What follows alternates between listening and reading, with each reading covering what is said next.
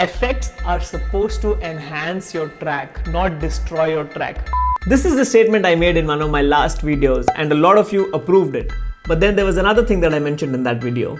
And by the way, if you want to know how to use effects correctly, I can actually make a video and let you all know. If you're interested in that, let me know in the comment section. I'll make a dedicated video how to use the effects correctly. Oh no! Alright, you asked for this, let's go for it.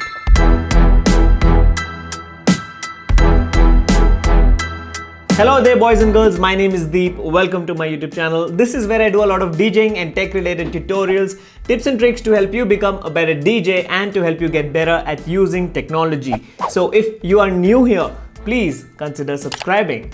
Now before I tell you how to use effects and how much of it, let me give you a quick lesson on what effects are. So what is an effect?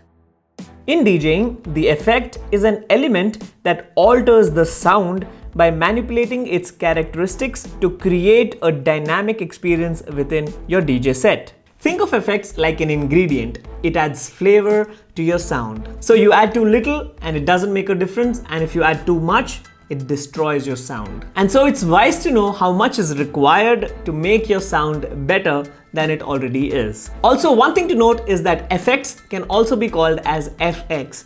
That's one and the same thing. So what are the kind of effects?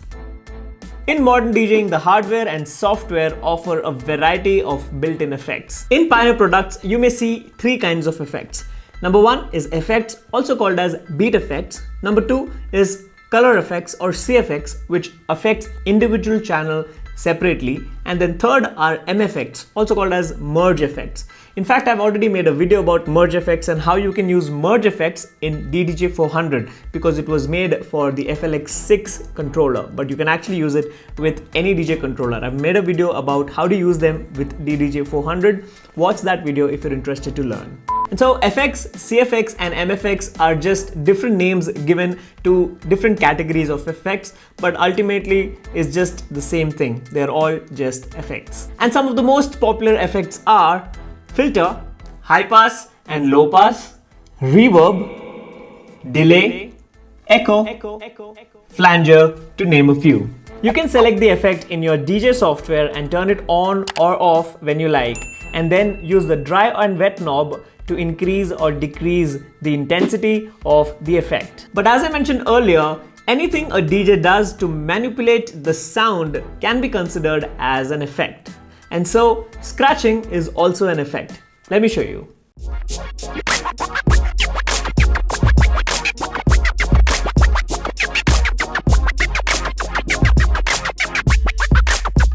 And loop roll is also an effect. Let's see that as well.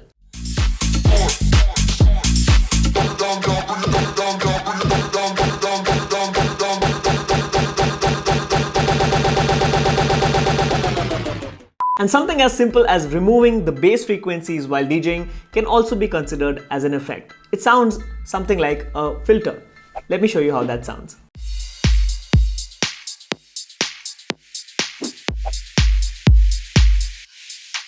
Now all of these are also called manual effects, effects that you create manually. And this is how our DJ ancestors used to manipulate tracks while DJing to add an effect. This is before the built-in effects were added onto the mixer. Oh, and by the way, if you guys are interested in the music that I'm using in this video, you can actually follow me on Instagram. My Instagram handle is DJ Bhamra. Just message me the name of the track and I will send it to you. Now, which effect to use? Honestly, there is absolutely no rule as to which effect you must or must not use. But as a DJ, you must know which effect will complement the existing sound and then use that effect accordingly. But one thing I wanted to mention, which no one really talks about, is that try not to use all effects on sub-frequencies or low frequencies, basically where there is a kick or a bass line. Let me show you an example of how bad that sounds.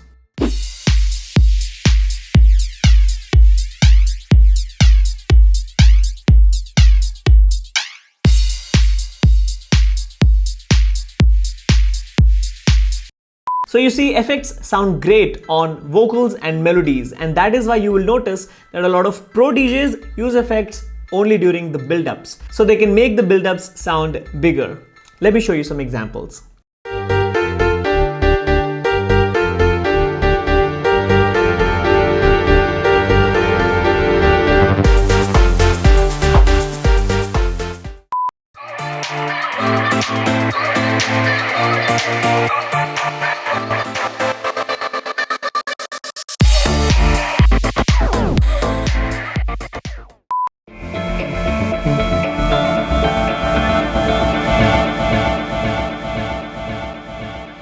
I just wanna feel real. Oh, and by the way, some of the effects are also post-fader, meaning they are still heard after the fader is down. Here's an example.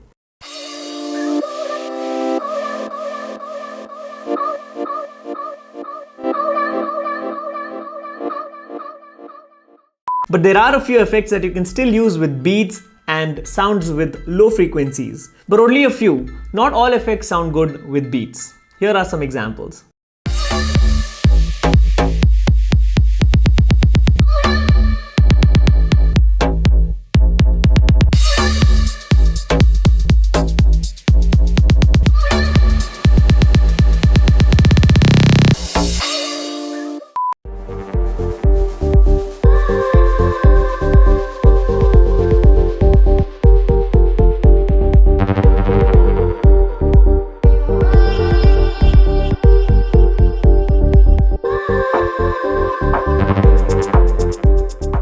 These are the effects that sound great on drums and beats, but not all. Some of the effects sound terrible, like flanger, phaser, pitch, and trance. These effects, when applied with beats, sound bad. This is a lesson that every beginner or noob DJ needs to understand and learn. Here are some bad examples.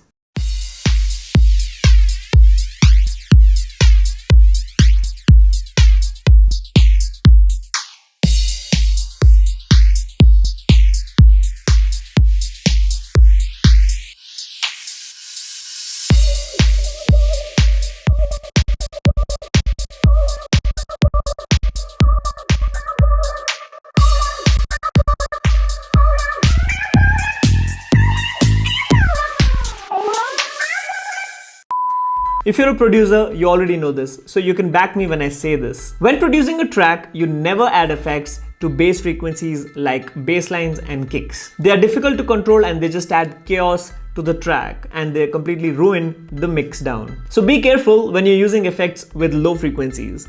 Pro DJs like Laidback Luke and Chemical Brothers often tend to kill the bass a little bit while applying the effects so that the output sounds a little more pleasant. Go check it out for yourself. Alright, how much of the effect to use?